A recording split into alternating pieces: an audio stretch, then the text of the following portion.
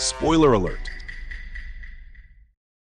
The movie begins with a man emerging from the subway. He looks calm but serious. He checks his watch as if he is on a mission. Then he walks into the Roosevelt Hotel in New York City. He goes to the front desk and checks in under the name Jay Walker. The receptionist tells him he can choose a bigger room at the same price. But Walker says he'll stay with the view instead. He orders a hearty meal with champagne. Then he carefully wipes all fingerprints from the cutlery. He writes something on a piece of paper. After taking a deep breath and checking his watch again, Walker climbs out the window. He steps onto the narrow ledge outside. Cars and people move far below on the street. He's on the 21st floor, and one wrong move could be deadly. With heavy breaths, he begins walking away from the window. A person on the ground notices him and shouts, pointing up to alert the crowd. 1 month earlier, he was in prison. He was being treated brutally by the other inmates because he used to be a cop. His request to appeal his conviction was denied. He now had to serve a 25-year sentence. The only person who visited him was his former partner, Mike. During one visit, Mike told him that his father had just passed away. Feeling sorry, Mike promised to do everything he could to get him permission to attend the funeral.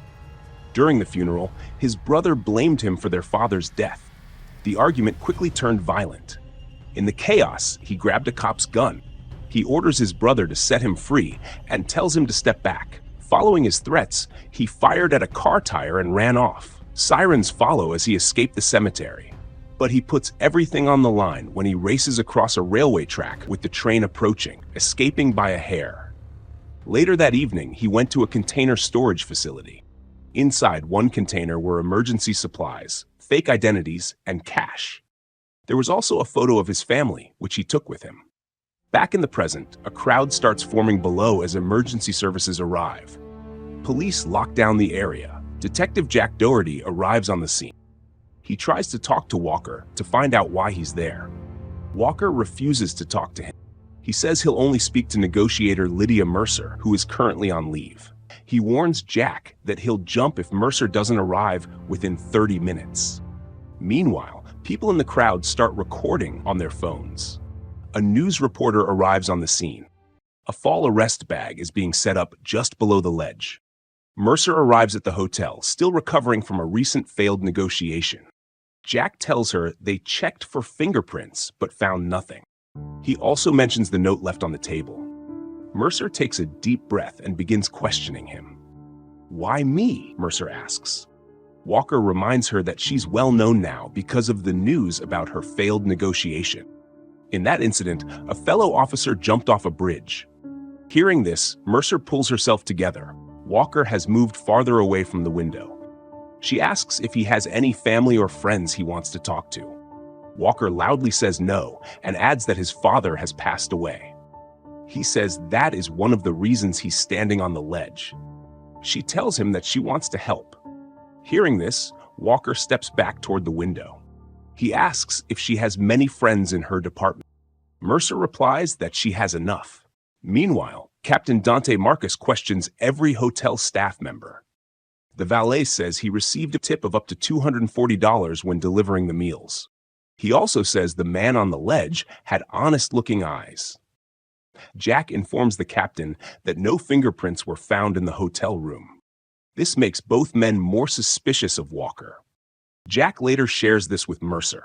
After reading the note, Mercer also starts to question why Walker wiped all his prints. She pulls out a pack of cigarettes and offers him one. Walker declines. Mercer gently tells him she truly cares and wants to help. Suddenly, Walker hears a static voice on his radio asking if he can hear. The voice calls him by the name Nick, revealing that Jay Walker is a fake identity.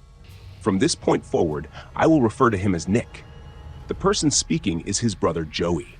Nick quickly adjusts himself and begins talking to Mercer in a frustrated tone to avoid suspicion.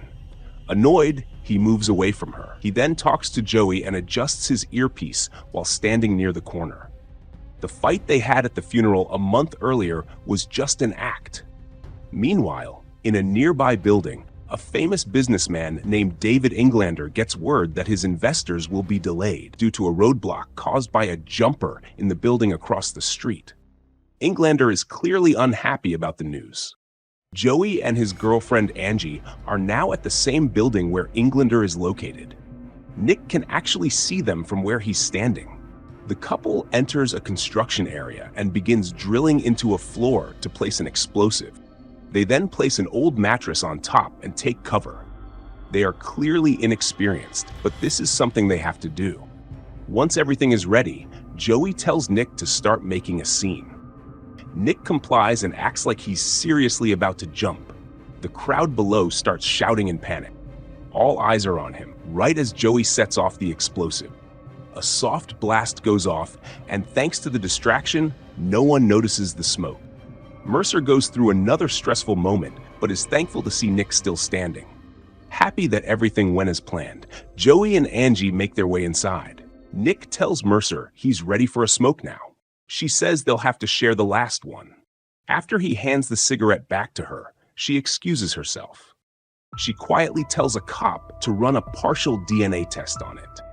At this time, Joey and Angie are at the elevator area. They begin rappelling down using ropes. A news helicopter suddenly appears, flying in for a closer look. The noise and wind cause Nick to panic. Mercer quickly tells the pilot to back away from the building.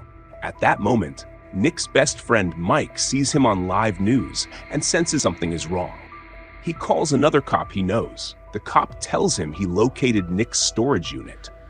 Mike uses a bolt cutter to break open Nick's storage unit. Inside, he finds a stack of files filled with information. The files contain details about the people who helped frame Nick and send him to prison. Among them, Mike finds a file with his own name on it. He realizes that Nick has discovered his involvement in the setup. Using a skateboard and camouflage sheet, Joey slides across the floor to the other side of the room. They have successfully rappelled into Englander's jewelry room. The head security guard is too distracted watching the news to notice. Joey takes a photo of the room from the camera's angle and prints it out. He places the printed image into a metal frame and inserts it in front of the security camera. Now they can move around freely. A new problem comes up when Angie notices a heat sensor in the next room. Joey is surprised she even knows what it is. Angie admits that back in high school, she used to sneak into rich people's homes just to try on their clothes. Joey is stunned, but Angie tells him to focus. Joey quickly informs Nick about the heat sensor. Nick is surprised. It wasn't there the last time he did a job at this place. Since Mercer is still talking to him, Nick has to find a subtle way to tell Joey to cool the sensor down. Joey doesn't get the message at first, but when Angie hears him say, "This thing we got here, we should cool it down," she realizes what Nick meant. They grab a fire extinguisher and spray as they approach the heat sensor. Then they use it to freeze the sensor. Captain Marcus receives the DNA report. He is shocked to learn the man on the ledge is actually Nick. He tells Mercer. She immediately asks if it's the same guy who went to prison for stealing Englander's diamond. Marcus confirms. Mercer asks Jack about the note Nick left. Jack tells her it says, "I will exit this world as I entered, innocent." Mercer says Nick wants the world to believe he didn't do it. She then contacts Mike, who acts like he hasn't heard the news about Nick. In reality, he's busy destroying all the evidence that could link him to the case. Meanwhile, Joey finds a weak spot in the wall that leads to the next vault. He begins smashing through it. At the same time, Englander's investors arrive for a celebration. He reminds them of the 2008 financial crisis and how the stolen diamond almost ruined him. But the insurance money saved him. Concern rises when Englander's assistant informs him that the man on the ledge is actually Nick Cassidy. With Nick's true identity exposed, Mercer becomes angry. She confronts him about the crime he was convicted of. Nick begins explaining what really happened. 2 years ago, he was hired for a simple job to escort Englander, who had the Monarch Diamond, to Chappaqua. Somehow, he ended up in prison for stealing the diamond. Nick tells Mercer that the police will soon inspect Englander's jewelry room. He hopes it will prove his innocence. His words also serve as a secret signal to Joey and Angie, warning them to start hiding. The couple quickly scrambles to clean up the mess and pack their gear. Joey asks Nick to stall for more time. Nick begins tossing cash onto the street. The crowd rushes to grab the falling money. This blocks the path for police and security guards. With seconds to spare, Joey and Angie make it out safely. The head security officer starts to open the vault. Luckily, Angie had planted a hidden camera earlier. They write down the code he enters. After confirming there's no sign of a breach, he reports to Captain Marcus that the area is secure. He is standing right below the heat sensor. A drop of water begins to form. Just as it's about to fall, he steps away, and with everything clear, they leave the room. Desperate, Captain Marcus calls in the tactical unit to capture Nick. He gives Mercer only 15 minutes to get Nick off the ledge. Mercer warns Nick that time is almost up. Nick insists he's not guilty and swears he'll do anything to prove it. He explains that after the job, 2 masked men knocked him out. The last thing he saw was Englander smiling as he lost consciousness. He also tells her that after his conviction, Englander received a $40 million insurance payout. Nick begs Mercer to believe his side of the story. On the news, the reporter reminds viewers of the alleged story that Nick stole the Monarch diamond, cut it into untraceable pieces, and sold it. Mike shows up and asks Captain Marcus if Nick has said anything yet. It turns out Mike and Marcus are the 2 masked men Nick told Mercer about. Just then, a cop walks in with another report. Mike quickly grabs it to see what it says. He tells Marcus that he'll deliver the report to Mercer himself. Instead, he goes to the restroom and removes all the evidence that could point to him again. When Mike arrives, Mercer questions him about the job Nick described. He denies knowing anything. Sensing something is off, Mercer stops him from speaking to Nick. At this point, Joey finally breaks through the wall. Angie gets ready to crawl into the vent. With Nick guiding her through the earpiece, she begins disabling the circuit board to shut off the sensors. But a flash of sparks startles her. Joey quickly enters the code to open the door and check on her. Angie is waiting and not happy with Joey. With the sensors disabled, they start drilling the jewelry vault. After seeing the bomb schematics in the report Mike brought, Mercer confronts Nick again. He pleads with her to trust him. Jack warns that the tactical unit is preparing to breach. In a bold move, Mercer steps out onto the ledge beside Nick. This forces the team to stand down. When the vault opens, Joey and Angie's faces light up. But their joy turns to panic when they realize the Monarch diamond is missing. Joey informs Nick. Mercer is stunned to see he's secretly communicating.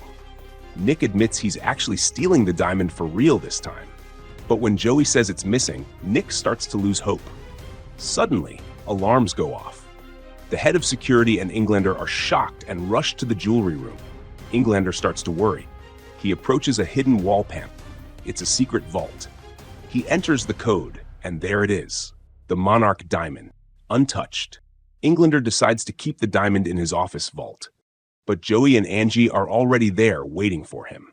They had set off the alarm on purpose, knowing it would make Englander check on the diamond. They take the diamond, handcuff him, and head to the hotel where Nick is. Hearing the alarm, just as Nick predicted, Mercer finally believes Nick. She promises to help him. She goes back inside and contacts Internal Affairs. They have been investigating the department. They reveal that 3 cops connected to Englander are suspected of corruption. These are Mike, Captain Marcus, and the real Joe Walker, who is already dead. Mike sees her leaving the room. He pretends to hand a file to Jack, but instead pushes him out and locks the door as he enters. Mike tries to convince Nick that he only wants to help, but Nick doesn't trust him at all. Captain Marcus sends in the tactical team. Nick sees them and immediately tackles one of them before escaping. Mercer and Jack burst into the room. Mike manages to sneak out. Barely able to move, Englander reaches his desk and contacts Captain Marcus about Joey and Angie. The couple leaves a bag at the front counter. The valet secretly slips the diamond into his pocket. As they walk out the door, Captain Marcus shows up and arrests them. Nick, trying to escape the cops, is helped by the valet. The valet discreetly passes the diamond to him. The cops were all over the place looking for him, and eventually, they cornered him. But Mercer arrives just in time to stop them from shooting him. Captain Marcus shows up and orders Mercer to leave. She stands her ground because she knows he's corrupt. Frustrated, Marcus tells the officers to arrest her and take her away. Then, Marcus contacts Englander. Englander soon arrives, holding Joey hostage. He tells Nick to hand over the diamond if he wants to save Joey.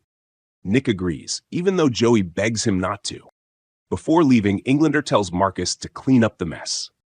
Just before Marcus pulls the trigger, Mike suddenly appears and shoots Marcus instead, but the captain returns fire and hits Mike as well. At this moment, Mercer manages to free herself inside the elevator. She rushes back to the rooftop. Nick and Joey check on Mike. Captain Marcus quickly recovers and begins searching for them. Mike apologizes to Nick for everything he did. Then Marcus spots them and takes aim. But Mercer steps in just in time to stop him.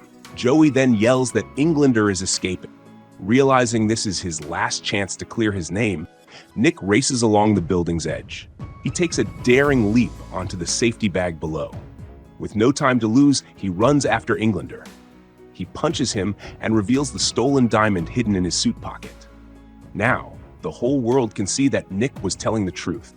With everything finally over, Nick invites Mercer to join them for a celebration. He reveals that the valet is actually his father, alive and well. Mercer is speechless. How deep did their plan go? Joey and Angie are overjoyed with their victory. He also takes the moment to finally propose to Angie, and she says yes as she cries tears of joy.